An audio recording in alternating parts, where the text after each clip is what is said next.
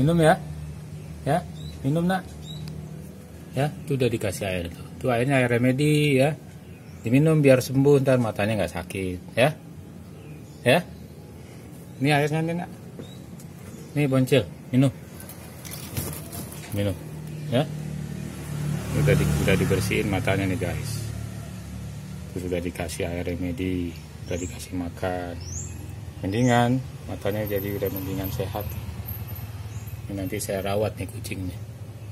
Kasihan tadi matanya berair banyak, beleknya itu kotor. Kulitnya juga bulunya kotor. Ini sudah saya bersihkan, sudah dikasih makan, dikasih minum.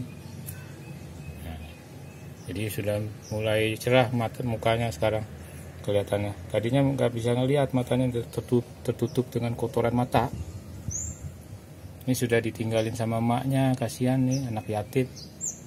Bapaknya pergi nggak jelas, ibunya juga ditinggalin anaknya. Tuh sedih tuh matanya, masih nangis, ditinggalin sama emaknya. Emaknya kasihan sama anak tuh, ditinggal.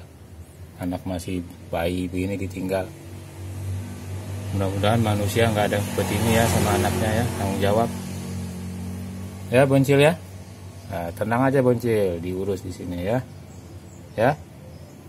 Oke guys, begitu saja informasinya. Assalamualaikum.